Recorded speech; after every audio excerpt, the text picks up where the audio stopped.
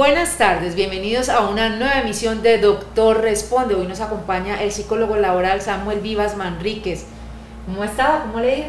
Muy bien, muchas gracias por este espacio tan importante de hablar con nuestros usuarios y de un tema tan importante como es el estrés. Efectivamente, vamos a hablar del estrés y cuáles son sus efectos en nuestro cerebro, pero también cómo impacta esto nuestra vida en general. Mucho se habla del estrés, se le atribuyen muchos problemas y pues la gente está interesada en saber, Samuel, si es así, si realmente el estrés genera tantos problemas. Primero que todo, digamos, ¿qué es el estrés? Contémosle a la gente de qué se trata. Bueno, en primer lugar, el estrés no es la enfermedad, ¿sí? El estrés es un desencadenante de muchas enfermedades. Expliquemos qué es el estrés. Es la respuesta natural de nuestro organismo ante todas las situaciones que se ocurren en nuestra vida cotidiana. Ocurre una situación que debemos resolver, entonces nuestro cuerpo se activa, cerebralmente, corporalmente, todo se activa anímicamente para poder dar respuesta a esa situación. Cuando no podemos o la situación sobrepasa nuestros recursos personales o nuestros recursos institucionales para dar respuesta a esa situación y se va acumulando poco a poco, esa situación se vuelve recurrente, pues comienza a aparecer lo que llamamos el estrés. Hay dos tipos de estrés, el eustrés y el distrés. El eustrés es esa respuesta natural, o sea, todos necesitamos cierta cantidad de estrés para poder dar respuesta a las situaciones cotidianas que se nos presentan. Si no tuviéramos eustrés, no podríamos responder a cada una de ellas. El distrés, por su parte, es esa situación a la cual yo no le puedo dar respuesta, se vuelve crónica en el tiempo y comienzo entonces a tener síntomas. Y esos síntomas pueden derivar en algunas enfermedades. Hay enfermedades cardiovasculares, gastrointestinales, del sueño, comportamentales, sociales y también síndrome de Burnout e inclusive pues alteraciones tan graves que pueden causarnos la muerte. Precisamente al respecto, Linamar 89 a través de Instagram nos pregunta: ¿cuáles son los síntomas o criterios para definir que una persona presenta estrés? ¿Existen escalas? Bueno, hay muchos instrumentos de medición del estrés. Mi campo ocupacional es la psicología laboral. Desde la psicología laboral nosotros tenemos diversos instrumentos que nos permiten medir el estrés. Y podemos decir que la persona puede tener un bajo nivel de estrés, medio nivel de estrés, alto o muy alto nivel de estrés, de acuerdo a la sintomatología que presenta.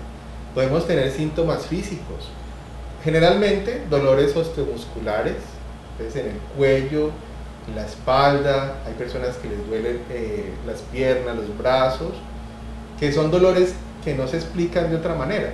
Uno podría decir, no, me duelen los brazos porque hice mucho ejercicio, entonces el agotamiento muscular. Pero aquí es, ¿por qué me siento tan fatigado? ¿Por qué me siento tan cansado? Inclusive emocionalmente, ¿por qué estoy tan aburrido, aburrida? ¿Por qué me irritan las cosas? Siento que no me hallo, como dicen las personas, ¿cierto? No me ubico tranquilamente, lo que antes me generaba placer, ahora no me genera placer. Entonces, esas sintomatologías, cuando vamos sumando síntomas, pues podemos dar a entender que estamos sufriendo de un estrés. No atenderlo a tiempo, pues puede desencadenar en enfermedades que pueden afectar nuestra vida e inclusive pues causarnos la muerte. Pero entonces, ¿se podría decir que el estrés es más un problema de manejo emocional o realmente es fisiológico? Bueno, el estrés necesita un trabajo interdisciplinario, o sea, es decir, yo no solo con hábitos saludables voy a atender el estrés. Es muy importante identificar la fuente del estrés. Pueden haber fuentes en el mundo laboral y también pues si lo ponemos en otros contextos, hay diferentes fuentes de estrés.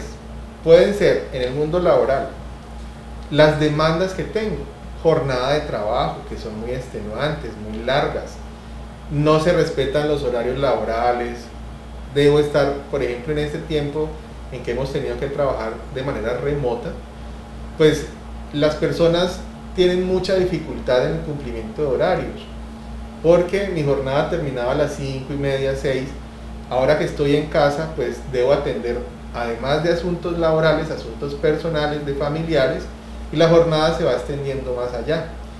Las demandas cuantitativas, las relaciones que tengo con mis compañeros de trabajo, con mis jefes, si debo o no pensar demasiado, tener mucho procesamiento cognitivo para el desarrollo de mis funciones, etc. Es decir, yo puedo identificar, ¿será el mundo laboral lo que me está generando afectación?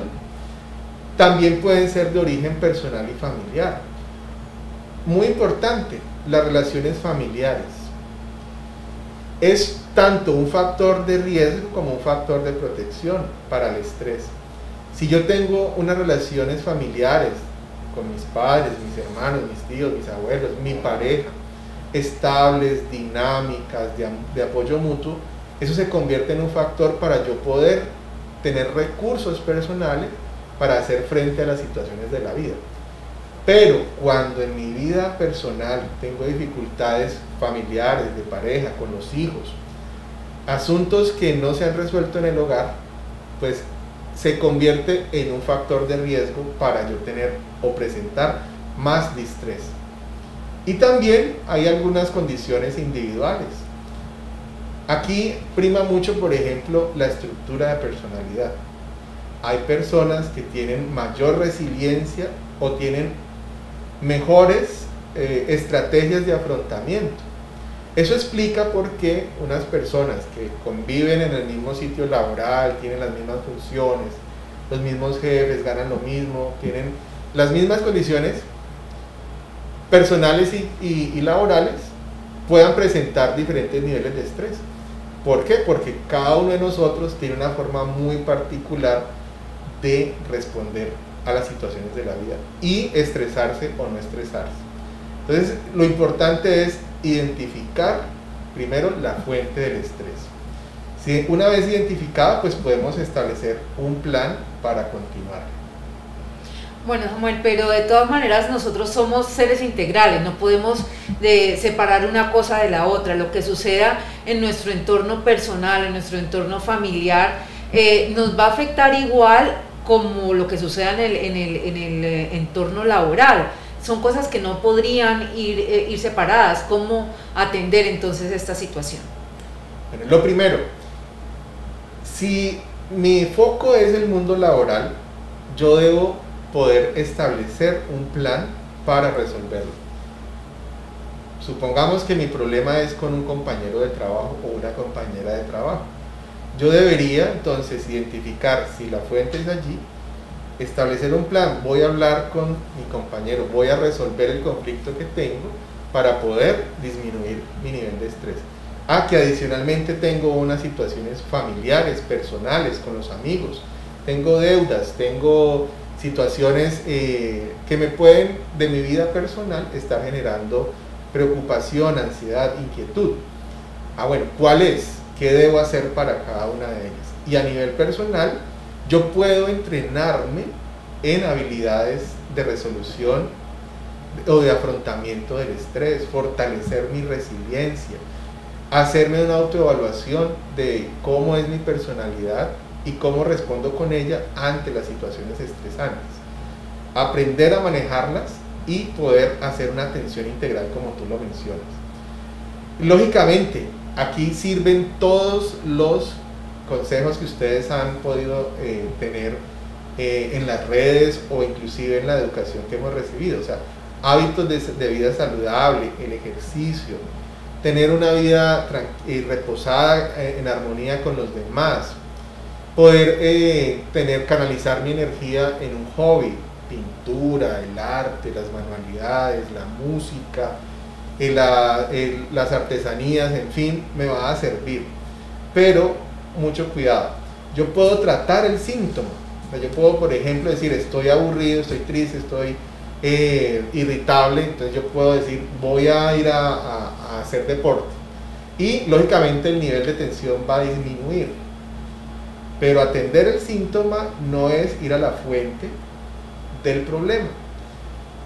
De ese modo, si yo no voy a la fuente, voy a calmar los síntomas, pero mi problema va a estar creciendo a tal punto que se vuelva crónico y ya lo que antes hacía para disminuir la tensión ya no me va a funcionar.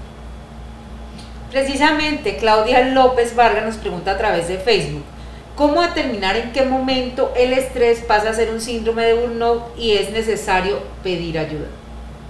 Bueno, Claudia, tú has hecho una pregunta muy interesante. El síndrome de burnout es una enfermedad laboral. Ya está, tiene criterios de diagnóstico a partir de este año a nivel internacional. El síndrome de burnout es consecuencia de un estrés laboral, ¿sí? No hay síndrome de burnout si no hay contacto con el mundo laboral. Eso es importante tenerlo en cuenta. El síndrome de burnout está caracterizado, o sea, viene derivado del estrés. Sufrí estrés, no lo atendí a tiempo, no se hicieron los cambios, los ajustes necesarios y he derivado en una enfermedad llamada síndrome de burnout o síndrome del trabajador quemado. Este síndrome se caracteriza por tres condiciones especiales. Lo primero es tratar a las personas ya con agotamiento emocional. O sea, viene una fase donde yo siento, en especial las personas que trabajamos en el sector salud o atención a clientes, que ya no soporto, ya no tengo la capacidad de tolerar las situaciones emocionales de las personas que atiendo en el servicio al cliente, ya sea pacientes o atención en ventas y demás. Siento que ya no tengo esa capacidad para soportar las demandas de las personas. Y paso a una segunda fase, que es la despersonalización o el cinismo. Tratar ya a las personas no como personas, sino como cosas. Un número más, ¿sí?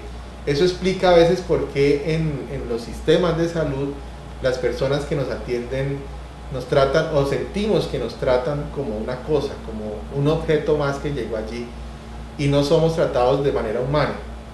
No es que esa persona sea un mal profesional, posiblemente esté en la fase de despersonalización o de cinismo, de tratar a los demás y a sí mismo como una persona.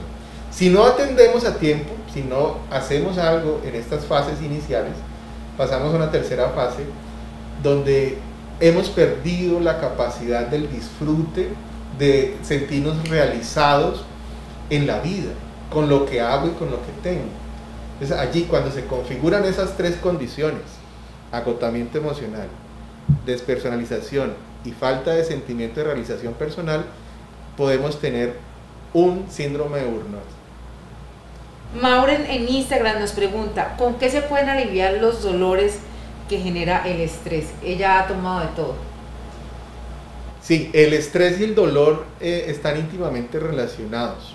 Muchas veces pues ya hay una enfermedad de base y lo que hace el estrés es o la pudo haber derivado, o sea, tenía un estrés que no atendí y termino en una enfermedad, bien sea laboral o común, no la atendí y ya esta enfermedad me ha generado dolores, ¿sí? Es importante tener una valoración médica, o sea, cuando ya hay unos síntomas muy importantes y de hecho desde antes poder hacer una consulta previa cuando yo estoy comenzando a sentirme mal, no dejar avanzar demasiado, pero si ya la tengo la enfermedad y estoy sufriendo de dolores, es importante una valoración médica. Cuando yo me automedico, puedo estar agravando la situación. Entonces, ¿qué deberíamos hacer? Hacerme un chequeo médico, poder hacer un diagnóstico de qué enfermedad es la que tengo o si estoy en la fase sintomática. Y adicionalmente, poder consultar con los profesionales en la psicología o en la psiquiatría. Es muy importante, o sea, lo emocional está íntimamente relacionado con el estrés. Nosotros no podemos decir que porque tengo un dolor físico, entonces emocionalmente no hay nada que esté involucrado allí. Por el contrario, somos seres integrales, como tú lo decías, y por lo tanto necesitamos atención integral, una parte médica y la parte emocional, psicológica es fundamental. Sammy Viola a través de Instagram nos pregunta si el insomnio es producto del estrés. Bueno, el insomnio puede ser producto de muchas cosas, ¿sí? O sea, puede ser la causa derivada, puede tener diferentes causas, pero el estrés sí puede causar insomnio. O sea, no todo insomnio es estrés, ¿no? El estrés no siempre genera insomnio, pero sí está íntimamente relacionado. O sea, una de las consecuencias del estrés es el insomnio. ¿Qué hacer allí? Nuevamente, reforzar esta idea. Es importante el acompañamiento psicosocial y médico. No podemos tratar simplemente que yo me tomo unas gotas de X sustancia, entonces voy a dormir. Lo que le funcionó a otra persona para dormir, yo también me lo voy a tomar. Es muy importante la valoración profesional y el acompañamiento profesional. Para dormir, pues lógicamente nos van a servir todo lo que podamos hacer. Nuevamente, hábitos saludables, una sana alimentación, el ejercicio, establecer buenas relaciones con los demás, poder disfrutar la vida. Pero si yo no atiendo el problema, pues ese insomnio no se va a ir. Nuevamente, esto quiero que lo pudiéramos tener claro. Yo debo atender la fuente de la situación. Es laboral, es personal, es familiar, es económico, es físico. ¿De qué orden el origen del estrés estoy hablando? Poderlo identificar y atender esa fuente. Porque si me quedo atendiendo los síntomas, pues la fuente va a seguir allí generando malestar y voy a estar pues derivando posiblemente en una enfermedad que puede ser una de ellas, las dificultades de un sueño reparador. A través de Facebook, Amparo nos pregunta, ¿la ansiedad es igual a estrés o se deriva de él? Es como lo mismo que estábamos hablando del insomnio. O sea, el estrés puede derivar en un sinnúmero de enfermedades. Pueden ser cardiovasculares, pueden ser gastrointestinales, pueden ser comportamentales. Entre ellas está la ansiedad, la depresión e inclusive otros trastornos como esquizofrenias, trastornos mixtos de ansiedad, depresión. También nos pueden generar afectaciones en el relacionamiento interpersonal, personas irritables, que se enojan. Nos puede traer problemas sociales, inclusive legales, cuando no logro controlar mi temperamento y exploto. Puede generar todas estas sintomatologías, ansiedad, depresión, pueden ser derivadas del estrés. Pero volvemos a insistir, no toda ansiedad viene del estrés, ¿sí? La ansiedad como enfermedad pues debe ser diagnosticada por los profesionales especializados en los temas, porque puede ser que esté relacionada con el estrés, como puede ser que esté relacionada con otras condiciones particulares de la enfermedad.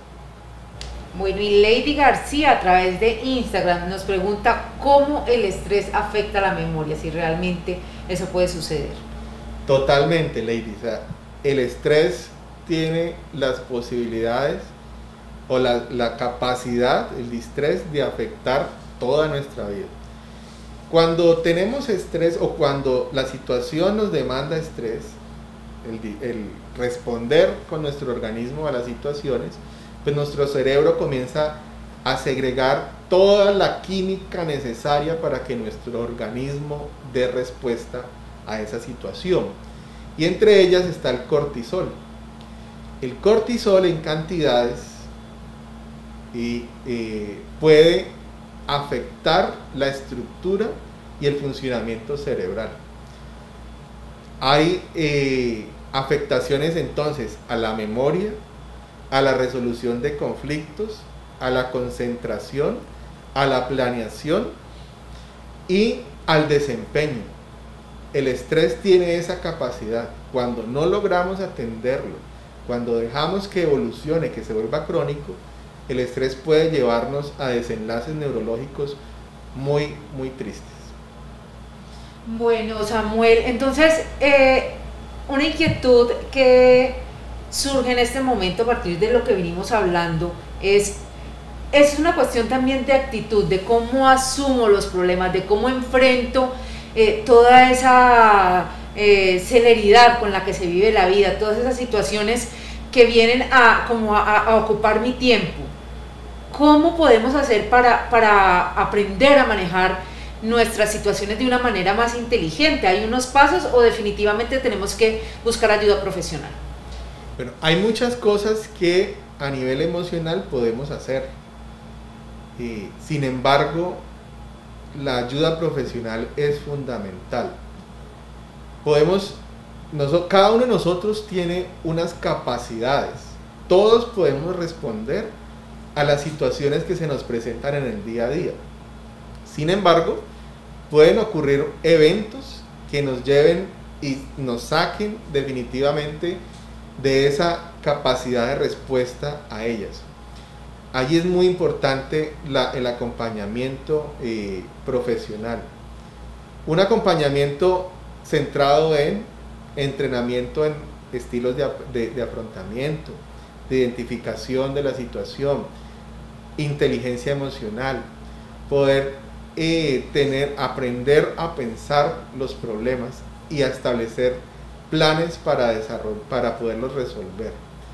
Allí nos puede orientar muy bien la psicología, la psiquiatría y también, pues lógicamente, otras profesiones.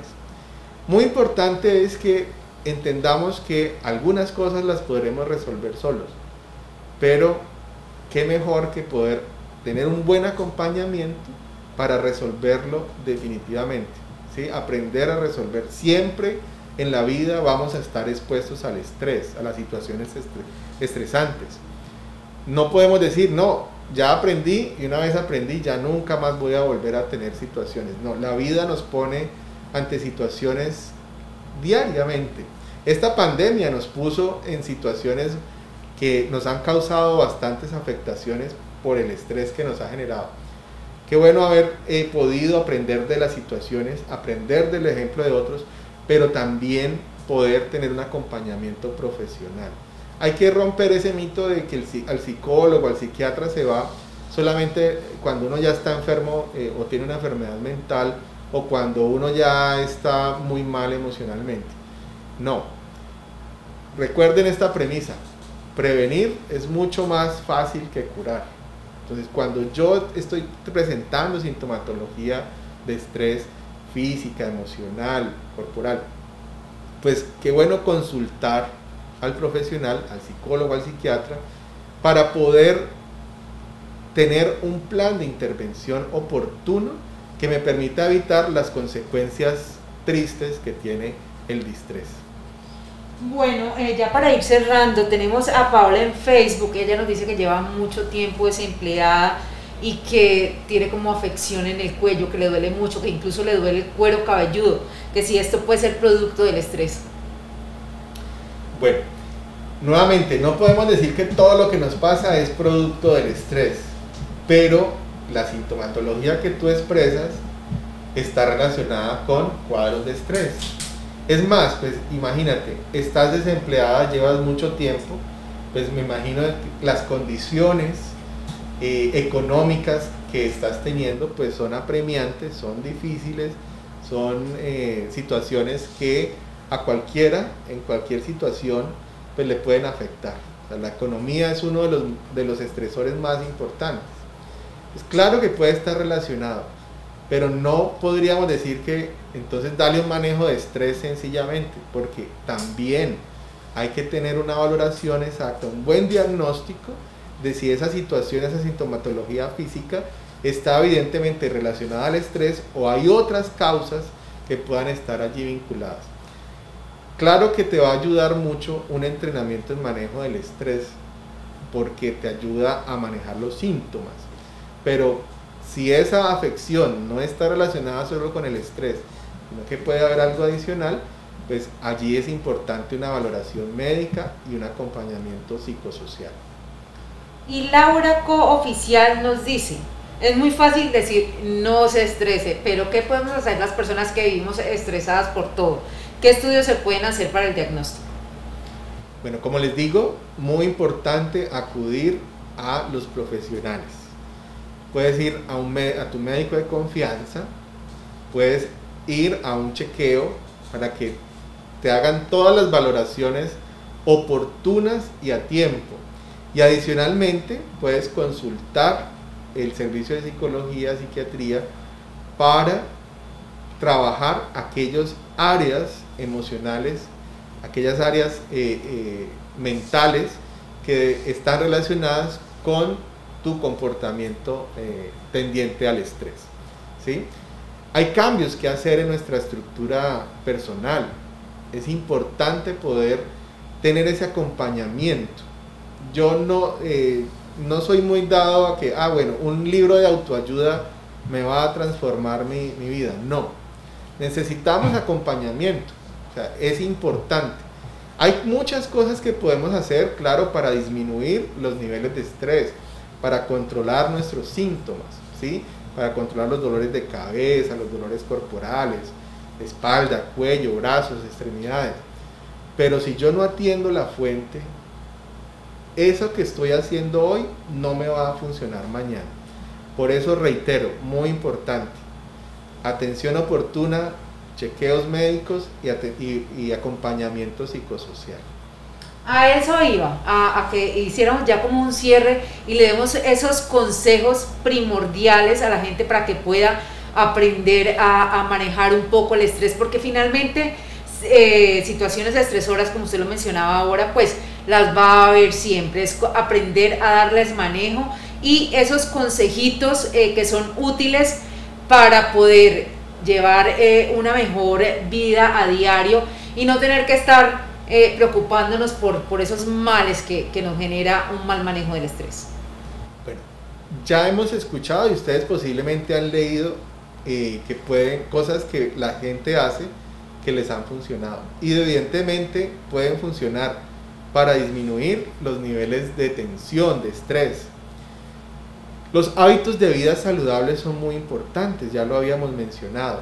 O sea, la alimentación, el ejercicio, el salir a disfrutar las cosas de la vida, salir al campo, a espacios abiertos, disfrutar la naturaleza, compartir en familia es muy importante.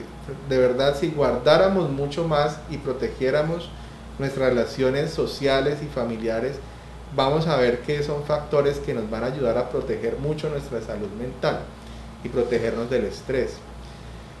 Reír mucho ayuda, ¿sí? Pero yo difícilmente voy a reír cuando estoy estresado. Entonces es buscar también espacios donde yo pueda alejarme para reflexionar, para meditar, para pensar, controlar mi respiración. Eso ayuda mucho, como les digo, a calmar los síntomas, ¿sí? Involucrarme en una actividad deportiva, cultural, eclesiástica, es decir, eso me va a ayudar mucho. Pero recuerden, yo debo identificar las fuentes del estrés y atacarlas directamente, porque si no lo hago, entonces voy a tener un síntoma recurrente que se va a ir cronificando y cuando ya quiera intervenir, pues pueden haber consecuencias muy tristes para mi salud física, mental, social y familiar. Por lo tanto, esa sería mi recomendación. O sea, hay mucho que usted puede hacer, pero qué bueno que lo pueda hacer con un acompañamiento especializado en el manejo del estrés, para que no solo ataque los síntomas, sino las fuentes estresoras de eso que te está generando el distrés hoy en día. Bueno, la última, Eli en Facebook, una estrategia para los ambientes laborales frente al riesgo psicosocial. Y es que no quiero que nos vayamos porque es bien importante. Muy bien, los riesgos psicosociales son aquellas condiciones intralaborales, extralaborales y personales que pueden llegar a afectar mi bienestar y desempeño en el contexto laboral. Los riesgos psicosociales son los que desencadenan el estrés laboral. Es muy importante varios aspectos aquí. Primero, A nivel organizacional, las empresas deben hacer vigilancia de los riesgos psicosociales, cómo se están comportando estos riesgos y cómo están afectando a los trabajadores. Una vez identificados cuáles son los peligros psicosociales específicos que pueden estar relacionados con los altos niveles de estrés laboral que hay en la organización, pues tomar las medidas correspondientes. ¿Qué podemos hacer nosotros los trabajadores para el autocuidado de nuestra salud y seguridad laboral? Podemos hacer muchas cosas. Primero, identificar qué en mi trabajo me está generando estrés. Puede ser, por ejemplo, que yo no tenga claridad de lo que me corresponde hacer y me estén haciendo exigencias de las cuales yo no sabía que debía responder. Por lo tanto, allí yo podría decirle a la organización que requiero una jornada de inducción y capacitación en el cargo para poder tener la claridad suficiente para responder a las demandas propias de la organización. También mantener un ambiente de clima de trabajo agradable. Yo sé que ahora no es fácil porque muchos están en trabajo remoto en casa, pero aún desde las redes sociales, aún desde las pantallas, podemos tener un contacto con los compañeros de trabajo. Si bien es cierto que el aislamiento es una medida de bioseguridad, no quiere decir que no podamos vincularnos emocionalmente con nuestros compañeros y compañeras de trabajo. Podemos seguir en contacto, saludándonos, haciéndonos bromas, haciendo pausas activas colectivas a través de estas tecnologías. Y si ya estamos en nuestro trabajo, pues aún más.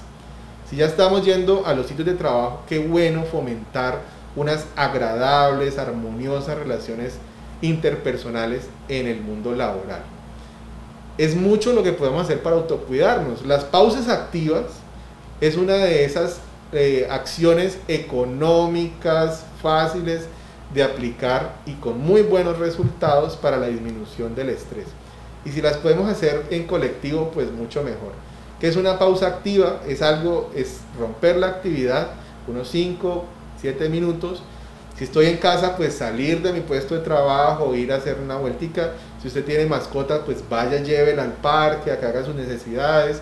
Y ese tipo de actividades que me rompen mi rutina, me ayudan a disminuir el estrés.